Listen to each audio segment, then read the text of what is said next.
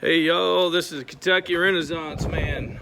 We bought a 057, a Kx057-5 Kubota track hoe to, well, not to replace my 121, but to go along with my 121. I've had a Kubota 121, which is about an 8,000 pound machine, maybe 9,000 pounds, and it was time to buy a new one. So I bought this one. It's got a cab on it and heat and air. My other one was an open ROPS. It also has a cool tilt blade, which my other one doesn't have, and it's right at, I think, 15,000 pounds. So we're fixing to go play in the dirt right now. Y'all stay tuned. All right, so this is the first time this machine has ever gone to dig anything. You see the brand new clean bucket, and we're starting out from the factory, picking it up at 3 hours. So I guess somebody got to play with it before me, or it just drove around the lot for 3 hours. I don't know, because we haven't played with it for more than 5 minutes. But anyway, check out the controls on this thing. It's set up just like a really nice full-size excavator. So here's your throttle down here, and it has an auto idle on it. The heat and air has built-in radio, speakers behind me, and I love the big sliding windows on it. Anyway, flip down controls for your pedals. This is your side to side down here on the bottom. And the only thing I don't like, and I haven't figured out yet, but we're going to figure it out, hopefully there's a way to figure it out, you have to select to get to the thumb. See, the thumb button here does not work for the thumb. It has 2 sets of hydraulics, and you have to go into the function mode right here and watch the LEC, and then you have to scroll over to auxiliary, then hit that one. Oh, sorry. Then it gives you mode select, so you have to enter that. Then you have to enter number 1, which is the thumb, and you see number 1 is the thumb, number 2 plumbing is for a hammer mode, so you have to select that. It says set up complete auxiliary mode was set to mode 1. Now in the middle it shows that I'm on mode 1 and I have a thumb, so now I can run my control. But let me show you the goofy thing about this deal. If I get out of this machine and pick this up and disengage one time, imagine I just got out, and then I come back over here, I have no thumb. So that means that every time you jump in and out, if you're working on something like we do all the time, cutting firewood or something, you have to go back to this mode and scroll over and then pick this one and then pick number 1. And then we have our thumb back. I'm sure I can get really fast at it, but if anybody in the comments below can tell me how to program this thing, I haven't found it yet, because that's going to be aggravating. So let's go play in the mud. So we're headed out with the track hoe across our field, which just got ripped, and you can see through the center of our field. This divides a 100-acre field from another 100-acre field. There's a natural kind of a spring-fed creek that goes through here that is fairly dry right now. Had some riprap delivered, and we're going to dig out about a 100-foot wide place and excavate it, over-excavate it, and put this channel liner riprap in it so that we can have a place to cross with tractors and planters and combines and that kind of stuff up here on the end. And then also at the very far end, you see those 2 piles right down there. There's about 40-45 tons of riprap down there. We're going to make a smaller crossing for trucks.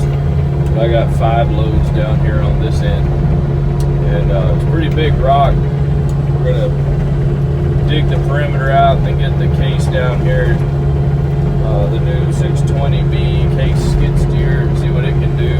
So we'll have some video of that, and then we're going to get all this rock placed in here, packed down,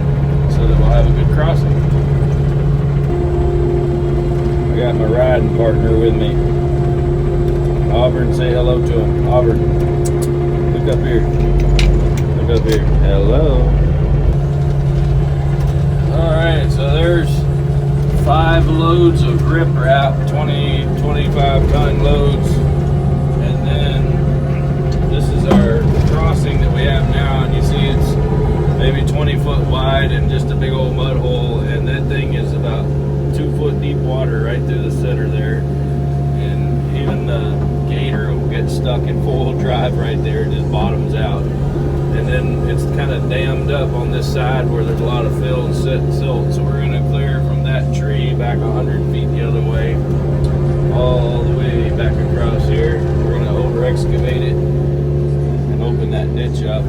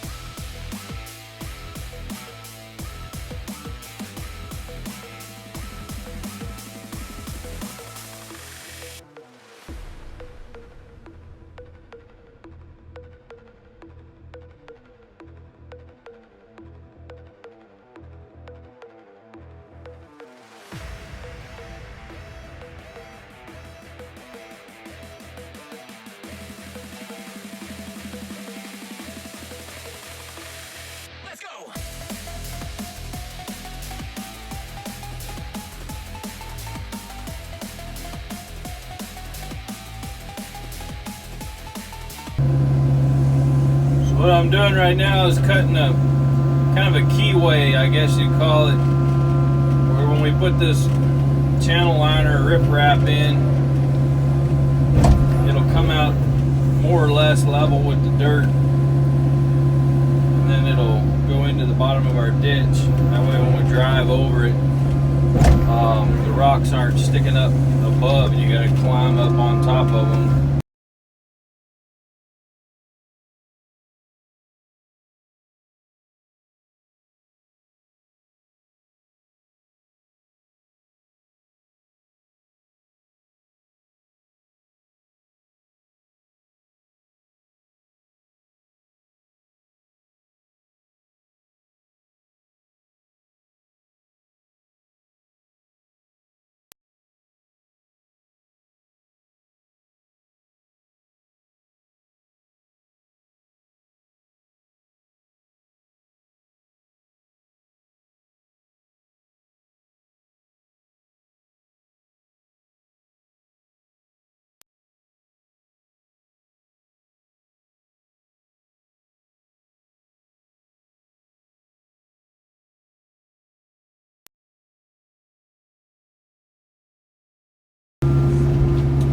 It's amazing how much work you can get done with just a mid-size track hoe and a skid steer. I've got that John Deere 322 track machine, CT 322, and I bought it at the same time as I bought the Kubota 121 little mini X.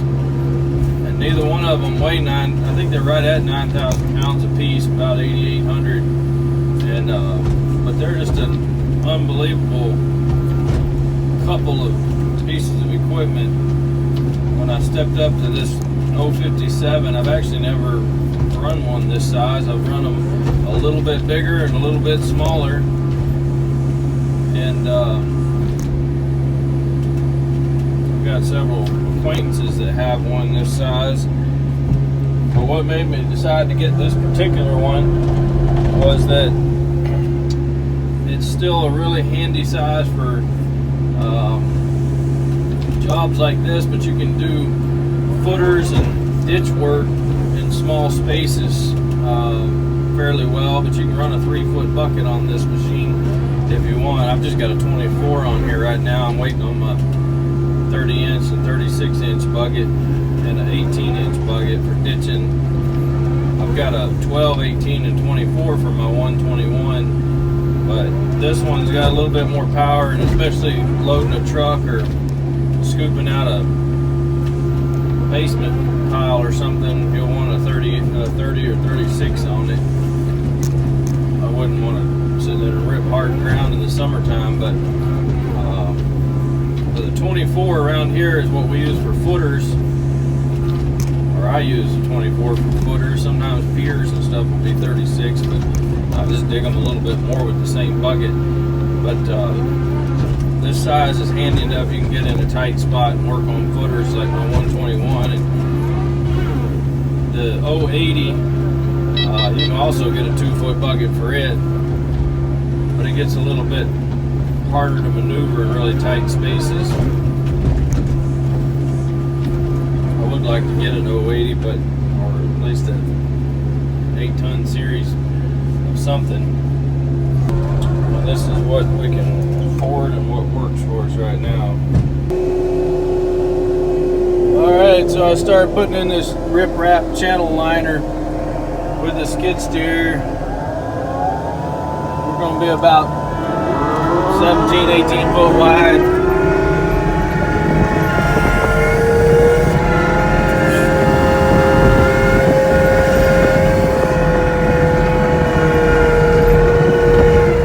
Stuff is using a big tractor bucket I have.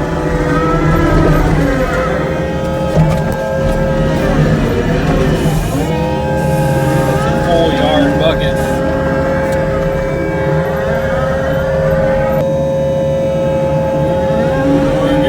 About 12 inches deep. I'll go back and shape it a little bit more with the track hoe, and then I'll roll it down.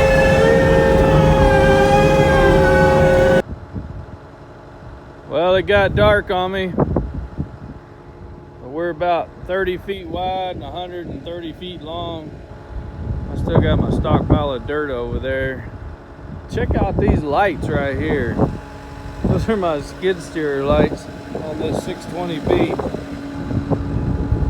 and they are really good.